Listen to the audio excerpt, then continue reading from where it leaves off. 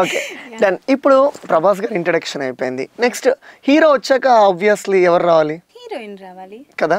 So గుర్తుందా నీకు కొండని ఎక్కుతున్నప్పుడు హోలలా హోలలా హోలలా హీరోయిన్ కాదు హీరోయిన్స్ హీరోయిన్స్. బట్ ఈ సినిమాలో తమన్నా అంటే పార్ట్ 1 కదా, అంటే స్టార్టింగ్ తను అమ్మాయి రావడం ఏంటి అది ఎగురుతూ అంటే ఇలా ఫ్లై అవుతూ తను వెళ్తూ ఉంటుంది కదా. సో అమ్మాయిలకైతే ఆ ఫీల్ ఉంటది, బట్ అబ్బాయిలకి ఎలా ఉంటది నీ మాటల్లో చెప్తే వినాలి. అంటే మామూలుగా తమన్నాని మిల్కీ బ్యూటీ, అరే బాగుంటుంది ఈ అమ్మాయి క్యూట్ అది ఇది అనుకుంటాం. ఈ సినిమాలో ఒక వీరత్వం, ఒక ధీరత్వం, అంటే అలాంటి కాస్ట్యూమ్స్ తనవి, తన ఫైటింగ్ కానీ ఏదైనా కానీ వచ్చినప్పుడు ఈ సినిమాలో కూడా ఆ సాంగ్ లో పర్టికులర్ గా ఆ సాంగ్ లో అలా ఎగురుకుంటూ వెళ్తుంటే ఏ మగాడైనా ఖచ్చితంగా అలా వెళ్తూ ఉంటే తన కోసం అలా వెళ్తుంటే ఒక అమ్మాయి ఖచ్చితంగా వెళ్తాడు. తమన్నాని చూసాక అబ్బా మన లైఫ్ లో కూడా ఇలాంటి అమ్మాయి ఉంటే బాగుంటుందిరా అని అనిపిస్తుంది.